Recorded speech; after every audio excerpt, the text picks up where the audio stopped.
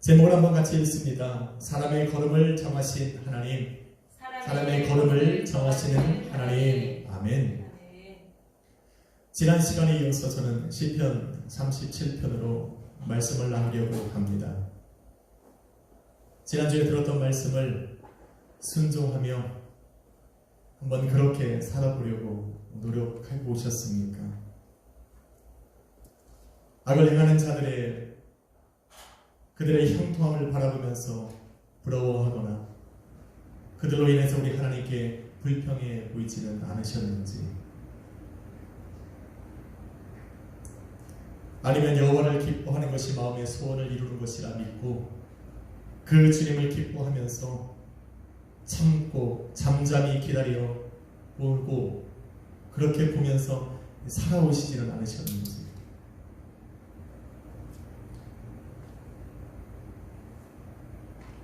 말씀하신 것처럼 그쳐야 할 돈을 내고 버려야 할 노를 바라고 악을 만들어내는 그 불평을 하면서 살아오지는 않았는지 잠시 한번 돌이켜봐도 될 것 같습니다.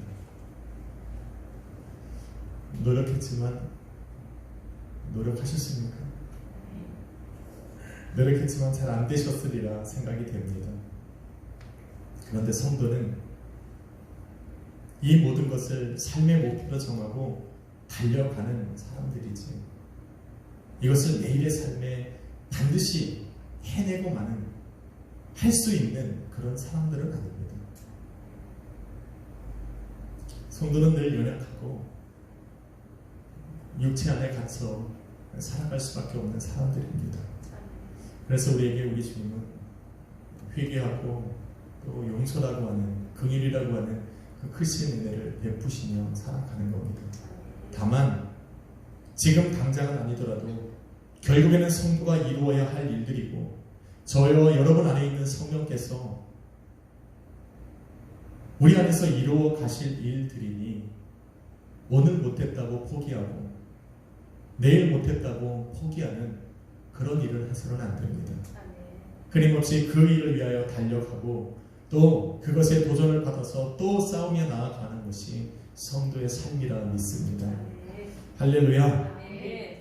다윗도 노년에 이르러서야 성도들에게 이러한 이야기를 하는 것을 보면, 지금 이 자리까지 오면서 다윗도 수없이 그것들과 싸우면서 하나님께서 기뻐하시는 그 삶을 살고자 자신을 쳐서 복종시키면서 지금 이 자리까지 온 것을 우리는 알 수가 있습니다.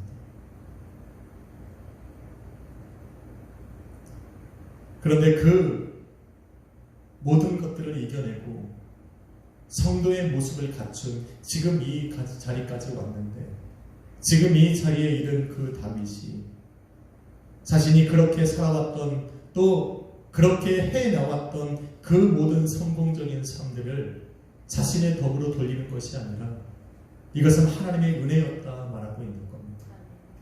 그게 오늘 23절과 24절의 핵심입니다. 그는 말하기를 여호와께서 사람의 걸음을 정하시고 그 길을 기뻐하시나니 그는 넘어지나 아주 엎드러지지 아니함은 여호와께서 그의 손으로 붙드심이로다. 넘어졌다는 이야기예요. 넘어졌지만 다시 일어나서 지금 이 자리까지 왔다 라고 지금 이야기하고 있는 겁니다. 그러니 힘을 내십시오. 위로를 받으십시오. 험난했던 세월을 보내고 인생의 노년기를 맞이한 다윗이 자신이 걸어온 인생길을 여호와께서 정하시고 또 정하신 그 길로 자신을 인도하셨다 말하는 것은, 다윗과 같은 길을 걸어가고 있는 저와 여러분에게, 또 앞으로 그 길을 걸어갈 수 있는 성도들에게 그보다 더 큰 힘이 되고 용기가 되는 말은 없습니다. 다윗이 그렇게 말했던 것은 무엇일까? 자신의 삶의 여정에 경험해야 했던 수많은 아픔과 불안들,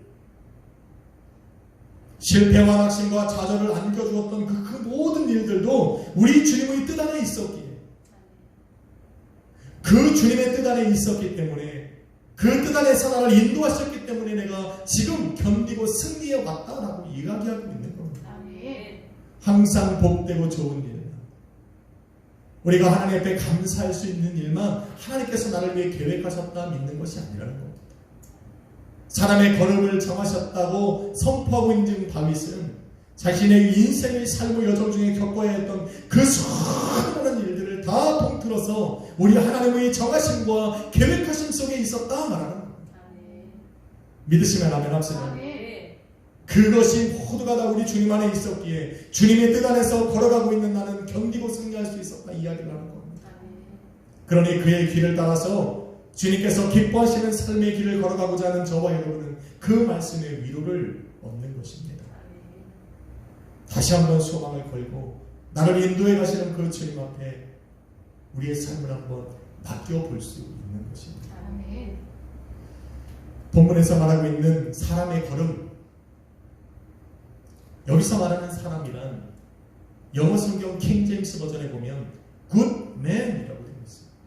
good, 좋다, 선하다 라는 뜻입니다. 선한 사람의 길을 정하셨다라고 말을 합니다. 그런데 원문에 보면 굿이라는 단어가 없어요.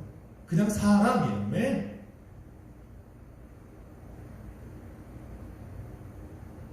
다시 말해 하나님께서 길을 정하시는 것은 어떤 선한 사람의 길만 정하신다고 생각할 필요가 없다는 거예요.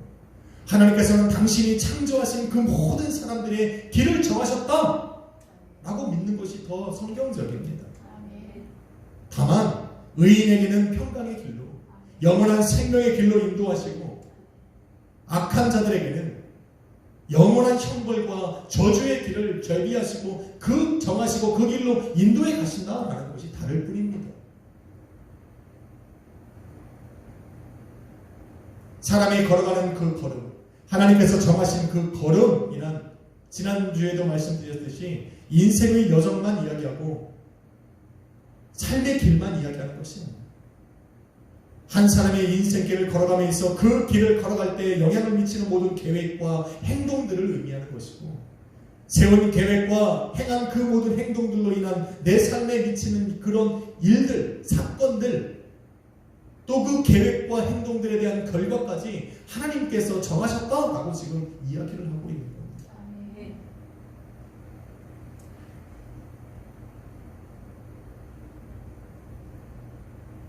그래서 다윗은 본문 37절로 38절에 모든 화평한 자의 미래는 평안이요 악한 자의 미래는 끊어짐이로다 말을 합니다.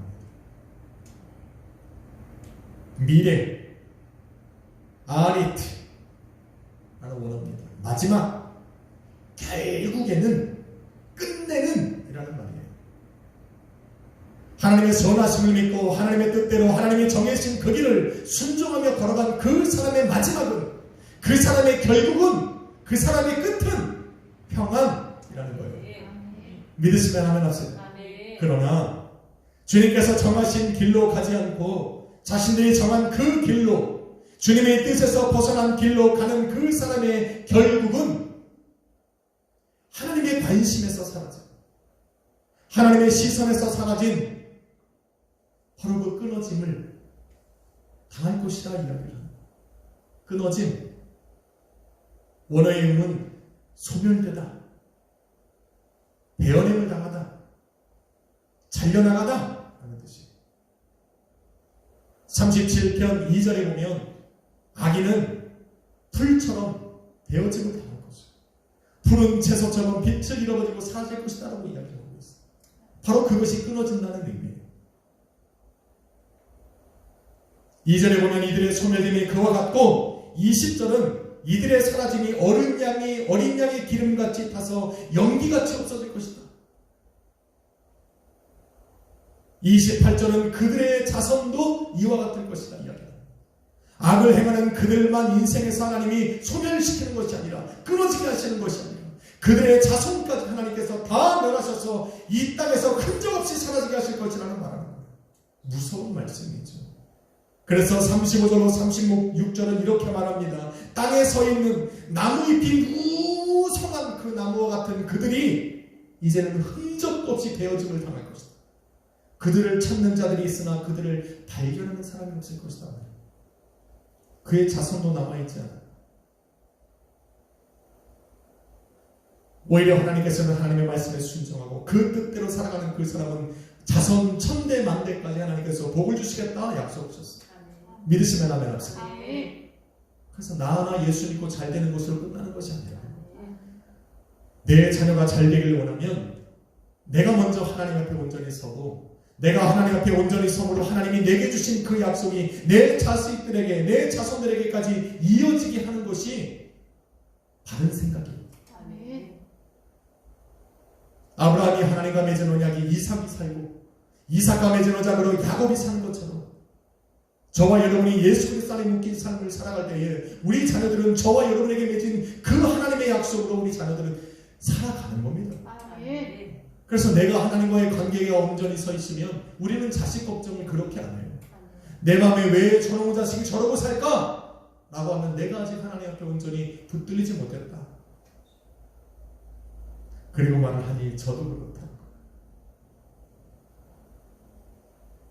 저는 자식들을 먼 땅에다가 두고 홀로 여기 있습니다. 제 손에서 딱 벗어나고 나니까 제가 의지할 것은 우리 하나님 한 분밖에 없어요. 그래서 저는 오늘 다윗의 마음을 전적으로 믿습니다. 내가 하나님과의 온전한 관계 속에 하나님의 말씀 안에서 살아간다면 하나님께서는 내 자녀들을 복되고 형통하게 하실 수밖에 없겠구나. 저는 그 믿음으로 살아갑니다. 우리 성도님들도 그 믿음으로 살아가시기를 주님의 이름으로 축원합니다. 그래서 다윗은 27절에 너는 악에서 떠나서 선을 행하라 그리하면 영원히 살리라 말을 합니다. 여러분 알아야 할 것은 악인들은 이처럼 어떠한 모양으로든 하나님께 끊어짐을 당하는 거예요. 어떤 사람은 이런 모양으로 끊어짐을 당하고 어떤 사람은 이런 모양으로 엎드러짐을 당하고 어떤 사람은 저런 모양으로 소멸되어 가는 겁니다. 그러니까 악을 멈추라. 그 악인들을 부러워하지 마. 곧 소멸되고 사라져 흔적도 없이 없어질 그들의 삶을 시기하고 질투하고 부러워하지 마. 한번 인사합시다. 옆에 보내고 선을 행하면서 합시다.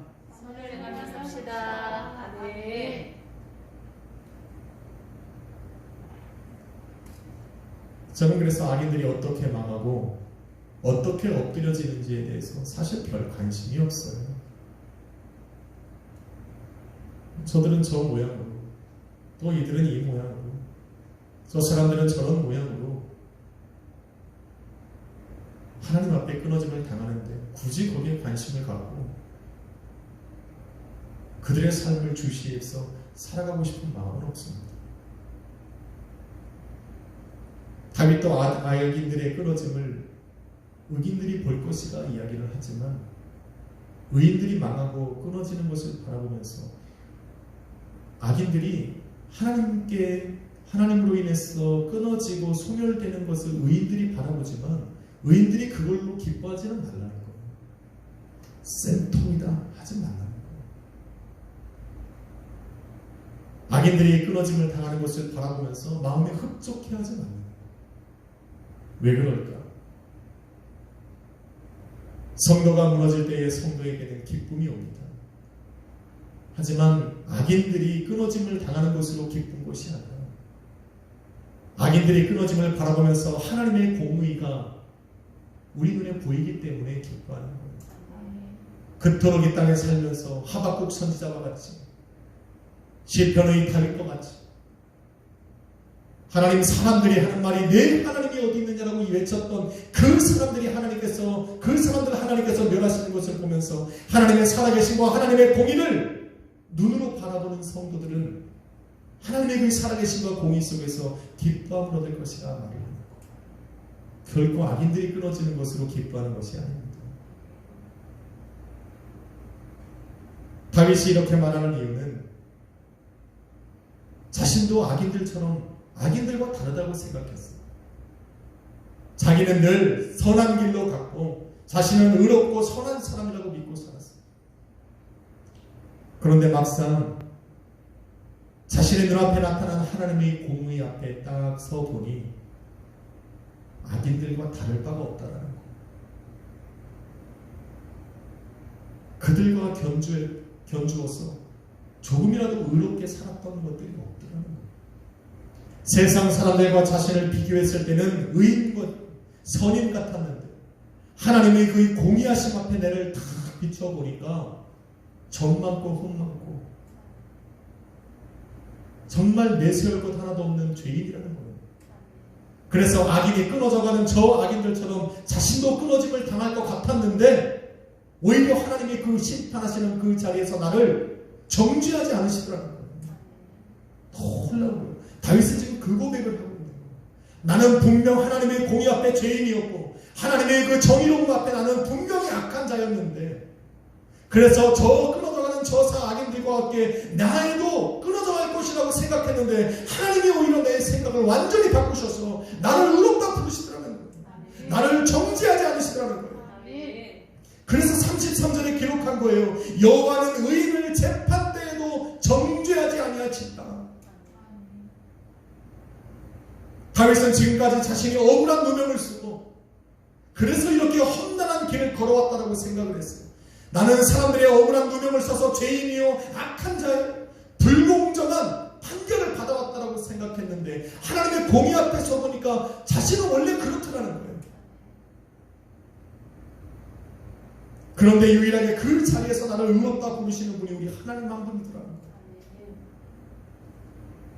자신을 죄인으로 간주하지 않으시고 나를 악인들과 함께 끊어짐을 당하지 않게 하시더라는 겁니다. 다윗의 이 고백의 말은 마지막 심판의 자리에 선 성도들의 고백이 될 것입니다. 예수님께서 이 땅에 오시고 마지막 백보자 심판을 열어놓으셨을 때 성도는 그 앞에 설 거예요. 누구와 함께? 성도를 송사하고 성도를 고소하는 그 마귀와 악한 자들과 함께 그 자리에 설 겁니다. 마귀는 저와 여러분이 살아갔던 그 모든 자그마한 죄까지 낱낱이 고발할 거예요. 우리의 삶을 지켜오던 그 수많은 사람들은 예수 그리스도 앞에 그 심판대에 앉으신 그 하나님 앞에 우리의 죄를 낱낱이 구할 거라는 거예요. 자기들만 죽지 않겠다라는 거예요.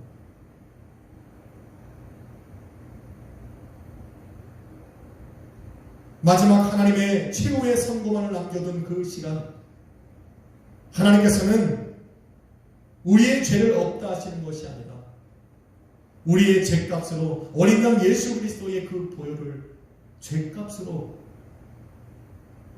삼으셨다는 거예요. 그리고는 예수 그리스도의 죽음을 우리의 죽음으로 예수 그리스도의 그 보혈을 우리의 핏값으로 인정하셔서 우리를 그 자리에서 의롭다 인치시더라는 겁니다. 그런데 그 자리에서 악인들이 끊어지는 걸 바라보고 기뻐할 수 있는 사람이 어디 있겠느냐는 거예요. 그걸로 기뻐하는 것이 아니라 우리 하나님께서 죄인으로 죽어갈 수밖에 없던 나를 의롭다 여기신 것으로 기뻐한다니까요. 죽을 수밖에 없었던 나를 예수 그리스도의 피로 값주고 사시사 나를 천국으로 들어버리는 하나님의 자녀로 삼으신 것으로 기뻐할 수밖에 없다니까요. 그러니 이 땅에서도 하나님이 악인들을 심판하사 그들의 삶을 하나님이 끊어짐을 끊어뜨리실 때에 우리는 기뻐해서는 안 돼요. 우리도 그들처럼 다른 사람이 끊어지는 것을 보고 기뻐한다면 무엇이 그들과 다르겠냐라는 거예요.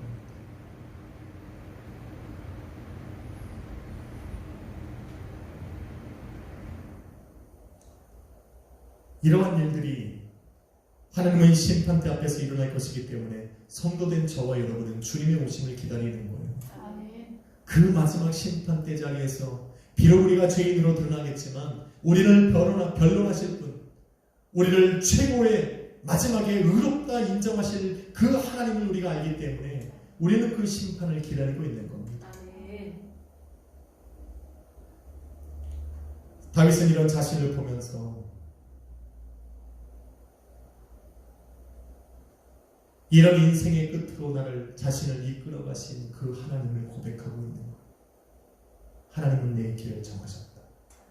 그리고 정하신 그 길로 나를 인도하시고 나를 인도하시는 그것을 우리 하나님은 기뻐하신다는 말을 하는 거예요. 주님께서 정하신 길을 걸어간다. 믿으시면 아멘 합시다. 아멘.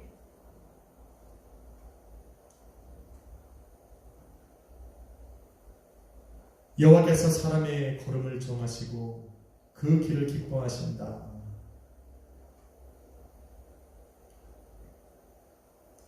여러분, 잠언서 16장 9절은 이렇게 말을 합니다. 사람이 마음으로 자기 길을 계획할지라도 그 걸음을 인도하시는 분은 여호와시라. 아멘. 하나님께서 내 삶의 길을 정하셨다 믿는 성도들은 그 길로 나를 인도하신다는, 그 인도하신다라고 하는 말을 잘 해석해야 됩니다.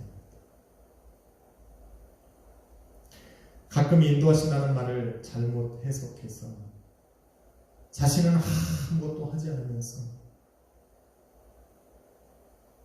기적 같은 하나님의 손이 자신을 붙들어서 정하신 길로 끌고 가기를 기다리고 있는 것을 보게 됩니다. 어차피 하나님은 내가 마음으로 내 계획을 할지라도, 내 삶을 계획할지라도 그 걸음을 인도하시는 분 하나님이시니까 하나님이 날 끌고 가시겠죠. 그리고 기다리는 사람들이 있어요. 이 사람들은 마치 홍해 앞에 서 있는 이스라엘 민족과 같습니다. 홍해가 갈라지기를 기다리고 있는 거예요.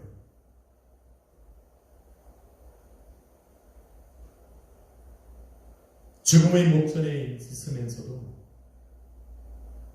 홍해만 바라보고 있는 거예요. 그리고는 하나님을 향해 마칩니다. 하나님, 갈라주셔야 걸어가죠.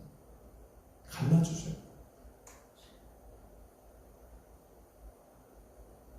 그런데 정신을 탁 차리고 보니까 내가 서 있는 그 바다가 홍해가 아니라 요단강이라는 것을 깨닫게 되는 순간 깨달아야 돼요.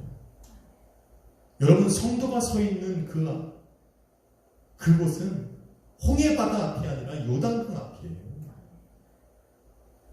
홍해와 요단강은 하나님께서 물을 갈라 건너가게 하신 곳입니다. 그런데 홍해는 하나님께서 당신을 알지 못하고 400년 동안 살아갔던 그들에게 살아계신 하나님, 능력의 하나님, 너희를 광야에서 40년 동안 인도해 가실 그 하나님의 능력을 알게 하시고자 갈라놓으신 것이고, 믿음이 없는 그들에게 믿음을 갖게 하시기 위해서 갈르시고 걸어가게 하시는 것이고, 요단강은 40년 광야 생활을 겪으면서 하나님이 어떤 분이신지, 하나님의 권세와 능력이 어떤 것인지, 하나님께서 우리의 삶에 행하실 수 있는 일들이 무엇인가를 다 알고 있는 그들에게 하나님께서 먼저 발을 떼니 뗀 대로 갈라지게 하시는 것이 바로 요단강.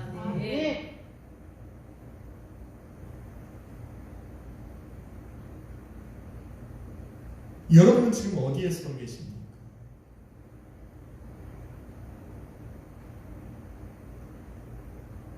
잘 모르십니까? 그러면 여러분이 주님을 아는가 모르는가로 판단하시면 돼요. 내가 주님을 알고 있는가? 주님을 아십니까? 주님이 어떤 분이에요? 우리 맨날 사도신경으로 하잖아요. 요즘에 예수님에 대해서 하잖아요. 그런 세상 죄를 지고 가시는 하나님의 어린 양, 성령으로 세례를 주는 하나님의 아들이고, 죽으셨다 사흘 만에 구원하시는 하나님의 아들이고, 그리스도요, 메시아요, 이 땅에 다시 오사 세상을 심판하신 심판의 주요, 무리를 걸으신 분이요, 죽은 나사로를 말씀으로 일으키신 분이요, 문둥병자를 고치시고 중풍병자를 고치시고 눈먼 자를 다시 보게 하시고 앉은 자를 일으키시는 권능이 하나님이시라는 거예요. 우리는 그 주님을 알잖아요.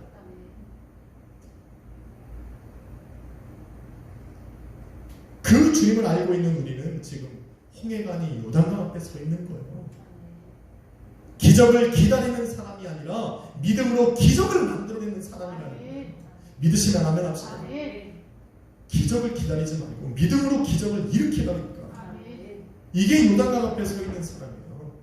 주님을 아는 사람, 그래서 주님의 인도하심을 기다린다면 그 말씀에 의지해서 믿음으로 전진하는 거예요. 아멘. 할렐루야. 아멘. 그래서 잠언 16장 19절은 바로 그 의미를 말하는 거예요. 사람이 마음으로 자기의 길을 계획할지라도 그 걸음을 인도하시는 분은 여호와예요. 아멘. 하나님이 우리의 계획까지 하시는 분이 아니라 우리가 계획한 그 걸음을 인도하시는 분이 여호와시라니까. 그래서 그 계획을 세울 때 어떻게 해야 되느냐? 어차피 주님이 인도하실 거, 나는 아무 계획도 세우지 않아, 하나님이 나를 인도하실 거야 라고 하는 것이 아니라 자기의 길을 계획할 수 있는 내 마음을 주님의 인도하심 앞에 탁 두고 주님께 인도함을 받을 수 있는 계획을 세우는 거예요. 믿으시면 하면 합시다. 아멘. 주님 인도하시면 믿으시면 하면 합시다. 아멘. 그러니까 주님이 나를 인도하실 수 있는 그 계획을 세우면 돼요. 성경은 끊임없이 그 얘기를 하고 있는 거예요. 주님은 어떤 사람을 도우신다, 어떤 사람과 함께 하신다, 어떤 사람을 기뻐하신다. 성경은 계속 그 얘기를 하고 있는데 언제까지 홍해 앞에 서서 하나님의 기적을 바라고 있겠냐라는 거예요. 우리가 믿음 없는 사람도 아니고 욕심과 탐욕이 아니라 배부른 자에 더 가지려 하는 그런 마음으로가 아니라 주님의 의의를 드러내고 정직한 자를 도우시는 주님께서 나를 도우실 수 있도록 정직한 계획을 세우라는 겁니다. 쉽게 말해서 그거예요. 비록 나의 노력과 땀이 요구되더라도 내 힘이 들고 고난과 시련이 있어도 주님께서 공의로 일하실 때, 공의의 팔로 누군가를 던져내실 때 나도 구원받을 수 있는 그런 계획을 세우라는 거예요. 악인들처럼 형통하기 위해서, 자기 욕심과 배를 채우기 위해서 계획을 세우지 말고 하나님의 의의를 드러내고 하나님의 이름을 나타내고 하나님이 정말 도우실 수밖에 없는 성경의 말씀하심 속에 나는 이런 사람을 도울 거라고 말씀하신 그 사람 중에 내가 들어갈 수 있도록 계획을 세우라는 겁니다. 그래야 주님의 말씀에 힘을 얻어요. 그래야 주님께서 약속하신 것을 우리가 소망으로 붙들고 흔들리지 않는다니까요. 믿으시면 하면 합시다. 이것이 주님의 인도를 받는 거예요. 우리는 항상 말씀의 인도를 받는다고 생각하면서 홍해만 바라보고 있으면 안 돼요. 하나님이 나를 약속하셨으니까 끌고 가시겠지. No! 하나님이 약속하시는 대로 우리는 계획을 세우고 전진하는 거예요. 믿음으로. 그러면 내 걸음을 인도하시는 분이 하나님. 하나님이 그 걸음을 인도하실 때 시편 37편에서 말하는 것을 무엇이냐면 하나님은 공의로 역사하신다라는 거예요. 말씀하신 대로.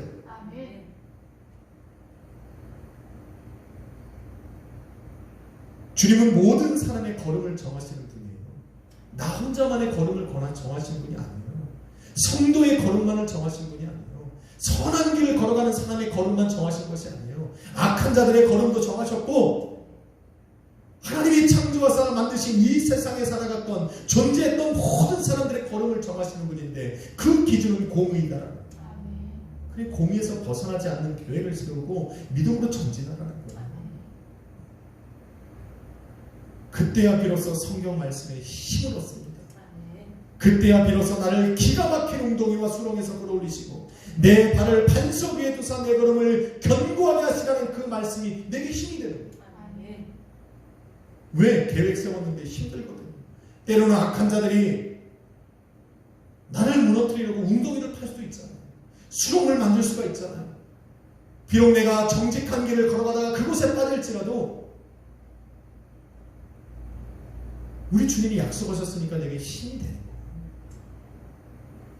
거예요. 여호와께서 너로 실족지 않게 하시고 너를 지키시는 자가 졸지도 주무시지도 아니한다는 이 말씀을 나는 믿게 되는 거예요. 밤이나 낮이나 열심으로 노력하고 힘쓰고 애쓰고 살아가는 그 사람들이야 비로소 이 말씀들이 오히려 힘을 얻는 거지. 홍해만 바라보고 있는 사람이 무슨 실족을 합니까? 행위가 온전한 자는 주의 기뻐하심을 받는다. 뭔가 일하는 사람이야 하나님이 기뻐하시고 홍해 앞에서 하나님만 하늘만 쳐다보고 있는데 무슨 하나님의 기뻐하심을 얻습니까? 성경에 하나님이 정하신 그것은 이미 말씀해 놓으셨어요. 어떤 길을 가면 하나님이 도우시겠다. 그 길을 믿음으로 뛸 때, 그 길을 걸어가면서 때로는 지치고 힘들어도 주의 말씀에 힘을 얻고 다시 일어나는 것이 바로 주의 말씀의 인도함을 받는 거예요. 믿으시면 아멘 합시다. 아멘. 주저앉아 있지 마십시오. 아멘. 정말 힘들고 어려울 때 그 주님 앞에 나를 맡기는. 아멘. 나는 너무 힘들어. 옆에 사람 보니까 진짜 잘 걸어. 하나님, 저 사람의 길을 정하실 때 너무 잘 지으신 거 아니에요? 아니, 내 삶은 왜 이럽니까? 라고 말할 필요 없어요. 그 사람의 인생에 들어가면 그 사람도 힘들고 어려워. 내가 바라볼 때만 그 사람이 힘을 낸 것 뿐이지. 여러분, 남편이 안 힘듭니까? 그렇다고 아내가 안 힘듭니까? 부모만 힘든 게 아니라 자녀들도 힘들어요. 자녀만 힘듭니까? 부모도 힘들어요. 우리 가정만 힘든 게 아니라 내 옆집 사는 저 성도님들의 가정도 힘들어요. 우리 교회만 힘든 게 아니라 다른 교회도 힘들고 다 힘들어요.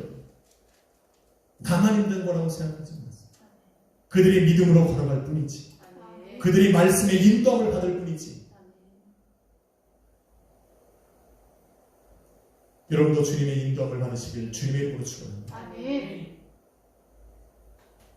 이렇게 살아가는 사람에게 비로소 오늘 본문 24절의 말씀이 의미가 있는 것. 저는 넘어지나 아주 엎드러지지 아니할 것이다. 넘어질 수 있다는 얘기잖아요. 넘어지다는 말은 좀 과격해요. 내 동생이지, 내 팽겨치다. 삶의 여정 중에 겪는 불행과 슬픔과 혹은 실망과 좌절을 의미하는 거예요. 하나님께서 정해놓으신 그 길을 걸어가는 성도의 삶에 항상 기쁘고 즐겁고 복된 길만 있지는 않다는 것을 의미하는 거예요. 다윗은 자신의 삶을 뒤돌아보니 항상 그런 일만 있지는 않았다라고 지금 이야기하고 있는 거예요. 때로는 자기는 넘어졌다는 거예요. 불행과 슬픔 중에 넘어졌다는 거예요. 그런데 지금 나이가 들어 이 자리에 와보니 나는 완전히 엎드러지진 않았더라는 거예요. 하나님이 나를 그러한 가운데서 완전히 내팽겨치지는 않으셨더라는 거예요. 그래서 지금 자기는 이 자리까지 왔다라고 이야기하는 거잖아요. 성도는 넘어질 수 있어요. 실패할 수 있다니까. 하는 일이 잘 안 되는 수도 있어요. 그래서 낙심하고 되고 또 좌절도 할 수 있어요. 그런데 오늘 말씀을 들어야 돼요. 넘어질 수 있지만 완전히 넘어지지는 않아요. 완전히 엎드려져서 다시는 일어나지 못할 상황에까지 가지는 않는다라는 거예요. 엎드러지다, 아주 엎드러지다.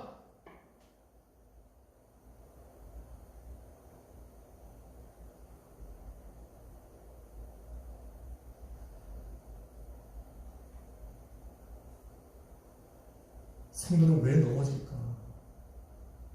주님이 정하신 그 길을 걸어가는데 왜 넘어질까? 그 길에 불행과 슬픔이 있어도 하나님께서 정해놓으신 성도의 길은 성공하기 때문에 그래요. 여기 이거 반드시 기억하셔야 돼요. 오늘 말씀 잘 들으십시오. 성도가 걸어가는 그 길 끝에는 성공이 있기 때문에 넘어지지만 않는 것이 아니라 그 길이 성공의 길이기 때문에 방해를 받는 거예요. 마귀는 쓰러져서 낙심하고 좌절되고 형벌로 끝나는 삶의 길은 건들지도 않아요. 가만히 둬도 그 길로 가는데 마귀가 왜 건듭니까? 성공할 수밖에 없기 때문에 건드려요. 본문에서 말하는 하나님의 자녀들이 성공을 한다는 것은 바로 땅을 차지하고 그 땅에 뿌리를 내려 복된 열매를 맺는 거예요. 그러니까 그 땅을 차지하고 싶은 사람들이 방해하고 공격할 수밖에 없는 거죠. 그래서 힘든 거예요. 다윗은 누구보다도 많이 겪었잖아요. 오히려 하나님께서 세우시는 이스라엘 왕으로 선택받아 기름 부음을 받은 그 순간부터 사실은 다윗은 평탄대로를 걸을 줄 알았는데 그때부터 험난한 길이에요. 가족과 친구를 떠나야 했어요. 광야에 홀로 남겨졌어야 돼요. 자신을 위해 헌신했던 사람들이 자신으로 인해서 죽임을 당하는 것을 바라봐야 됐어요. 믿었던 사람들이 배신을 했고 앞이 보이지 않는 그 막큰 상황 속에서 홀로 남겨져 살았어야 된다는 거예요. 이게 하나님의 선택받고 기름 부음 받은 자의 길이에요. 여러분 그 길을 가고 있는 거예요. 만약 다윗과 같은 인생길이 하나님이 정해놓으신 길이라면 누가 그 길을 가겠다고 이야기하겠냐? 누가 그 길을 걸어가고 싶다고 소망할 수가 있겠냐는 거예요.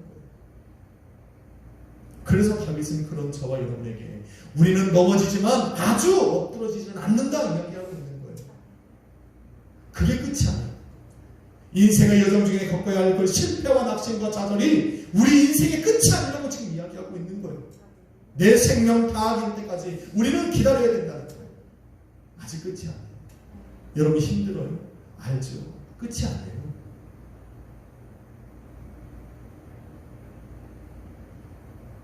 아주 엎드러지다. 원어의 뜻을 보면 땅에 몸이 닿을 정도로 넘어지지 않는다는 뜻이에요. 이거란 얘기지. 넘어질 줄 알았죠? 아니라고. 이거예요. 휘청거리고 땅바닥에 닿을 것 같은데 안 닿는. 이게 아주 엎드러지지 않는다.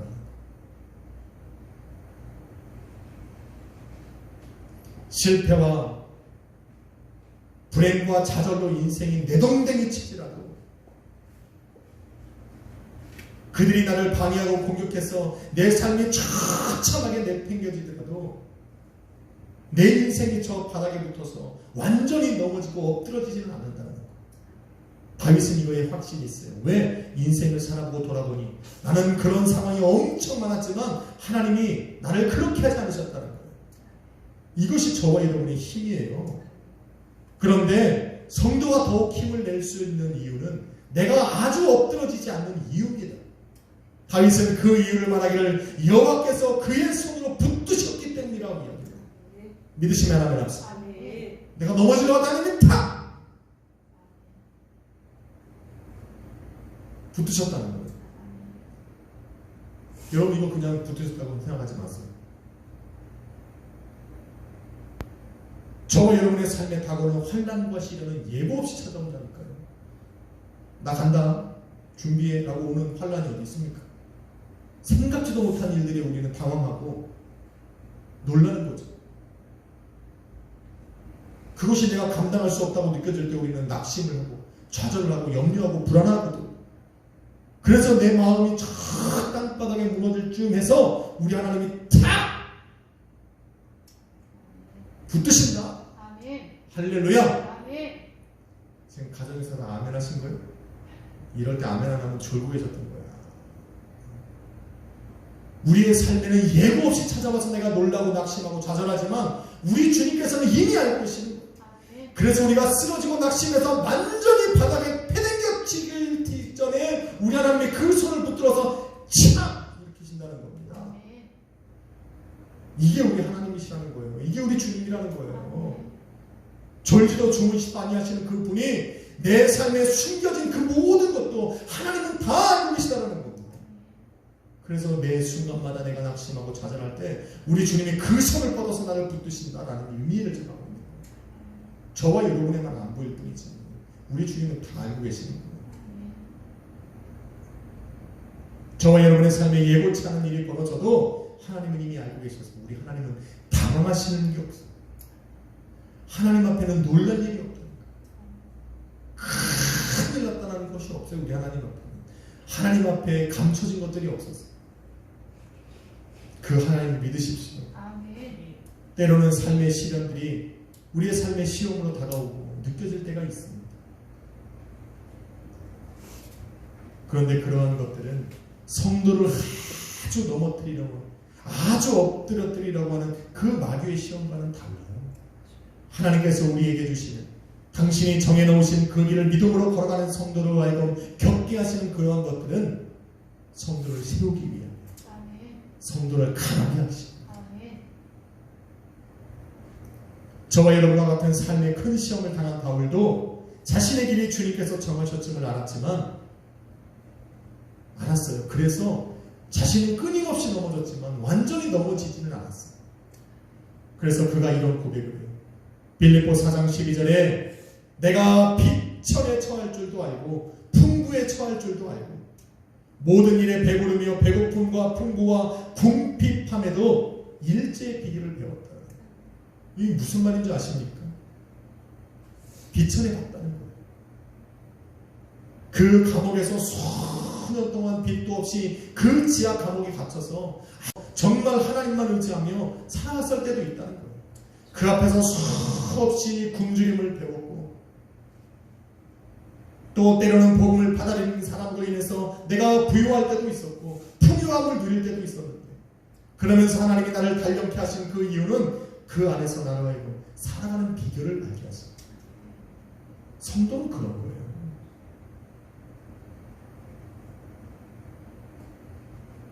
주님께서 정하신 길로 걷고 있다면 조금만 더 힘을 내십시오. 그 길에 있으면 결코 넘어져서 주저앉을 일은 없습니다. 주님의 인도함을 받고 있음을 믿는다면 조금만 더 걸어가십시오. 넘어질 때 우리를 붙들어 다시 일으켜 세우실 수 있는 주님이 항상 우리와 함께 하시며 준비하고 계십니다. 그러니 조금만 더 걸어갑니다. 이렇게 저와 여러분은 성도요 하나님의 자녀요 온전한 또 정직한 자의 결국인 그 평안으로 한 걸음씩 날마다 나아가고 있는 것입니다. 사랑하는 성도 여러분, 저는 항상 기도할 때마다 정말 힘들고 낙심될 수밖에 없는 그런 상황 속에서 믿음으로 선한 길을 걷는 성도님들을 정말 응원합니다. 왜냐하면 저 또한 그 길을 걷고 있기 때문에 그 간절한 마음을 잘 알고 더욱더 마음을 다해 그분들을 응원합니다. 그러나 이런 저와 여러분을 더욱 응원해 주시는 분이 계세요. 그게 바로 우리 주님이에요. 주님의 선하고 아름답고 완전하신 계획을 믿고 믿음으로 살아가는 성도의 삶을 우리 주님은 기뻐하십니다. 그리고 기뻐하신 그 성도의 삶을 끊임없이 끝없이 도우고 계시는 분이 우리 주님이십니다. 신앙과 믿음으로 주의 인도함을 따라 걸었던 이 노년의 다윗의 고백을 우리 한번 믿어봅시다. 그리고 다윗으로 믿게 하셨던 다윗이 가졌던 그 믿음에 실망시키지 않으셨던 우리 하나님을 한번 믿어봅시다. 다윗은 이제 자신의 시편을 마무리합니다. 40절에 여호와께서 그들을 도와 건지시되 악인들에게서 건져 구원하심은 바로 그를 의지한 까닭이라고 말합니다. 주님을 의지합시다. 어떠한 환경이 우리로 넘어지게 할지라도 끝까지 한번 주님을 의지해 봅시다. 다윗이 승리의 뜻, 주님을 의지하며 나아가는 저와 여러분도 승리할 겁니다. 그런 다윗을 도우셨듯 저와 여러분을 도우실 겁니다. 선한 마음으로 주님을 향한 계획을 세우시고 주님이 나를 힘써 도우실 수 있는 그 길로 오늘 믿음을 다해 여러분의 모든 힘과 노력과 땀을 다 그곳에 쏟으며 한번 걸어가 봅시다. 우리 주님이 동행하시면서 넘어질 때마다 우리를 다시 일으켜 세우리라 믿습니다. 기도하겠습니다. 걸어가신 아버지 하나님 감사합니다. 때로는 주님께서 우리에게 열어놓으신 그 길을 걸어가며 끝없이 넘어져가는 끝없이 흔들리는 우리를 바라보며 낙심이 됩니다. 그럴 때마다 우리를 붙들으셔서 다시 한번 걸어가게 하시는 주님으로 힘을 얻습니다. 그렇게 인생길을 걸어왔던 다윗이 주님께서 나의 걸음을 인도하시고 그것을 기뻐하시고 나로 넘어지되 완전히 엎드러지지 않게 하신 것은 주님의 손이 나를 붙드셨다라고 고백하게 하셨습니다. 이러한 고백이 우리 성도들의 삶에 있게 하여 주시고 이 모든 일은 바로 내가 주님을 의지하였기 때문이라 말한 것처럼 항상 주님을 의지하며 살아가는 우리 약속의 교회 성도님들 되게 하여 주옵소서. 우리의 삶은 주님의 계획에 있습니다. 이 자리에 내가 나 된 것은 주님의 은혜입니다. 항상 이 마음을 고백하며 감사함으로 살아가고 주님을 의지하며 믿음의 길을 걷는 우리 약속의 교회 성도님들 되게 하여 주옵소서. 오늘도 우리의 삶의 길을 정하신 예수 그리스도 이름으로 기도했습니다. 찬양 한번 드릴까요? 찬양 조금 어려운데 한번 불러봅시다. 나의 나 된 것은 나의 나 된 것은 오직 주님의 은혜 나의 공로로 되어진 것 전혀 없네. 나의 나 된 것은 오직 주님의 은혜 나는 아무 공로 없으나 주님 날 이끄셨네. 오직 주의 은혜가 내 삶 가득히 넘쳐나네.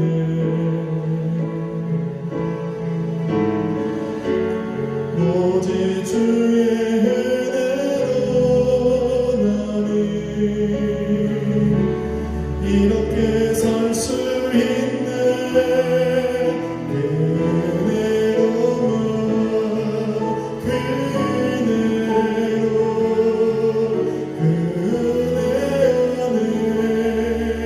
내 평생에 그 은혜가 끊이지 않기를.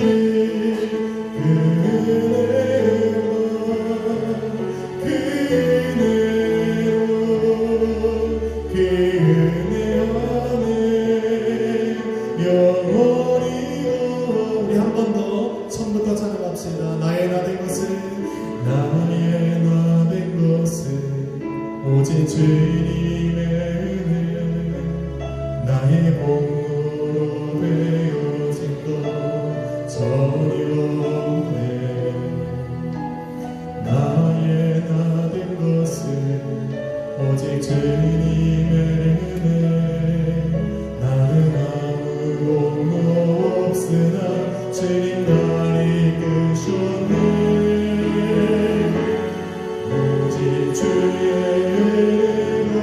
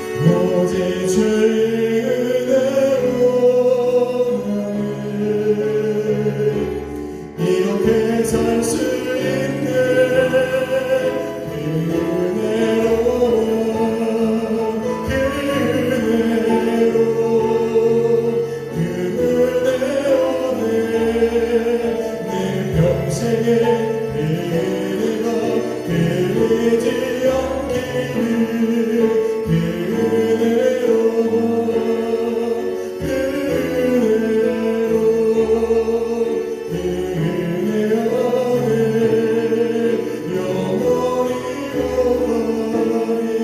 여러분 이 시간 한번 기도합시다. 아버지, 나와 우리의 가정과 우리의 자녀와 아버지 우리 인생을 아버지 인도해 주시옵시고, 아버지 정하신 그 길을 걸어갈 때에 아버지 나로 하여금 그 길에서 벗어나지 않도록 우리를 인도하여 주옵소서. 주님이 나를 인도하시고 나를 보실 수 있는 그 자리에 머물게 하여 주옵시고, 올라온 내 삶을 인도하사 성공의 길로 아버지 하나님이여 넘어져서 다시 일어날 수 있는 그 길로 아버지 나를 인도해 주옵소서. 이 시간 우리 주여 한번 부르시고 여러분의 가정과 자녀와 또 교회를 위해 또 아파하는 모든 성도님들을 위해 주여 한번 우리 박수로 기도합니다.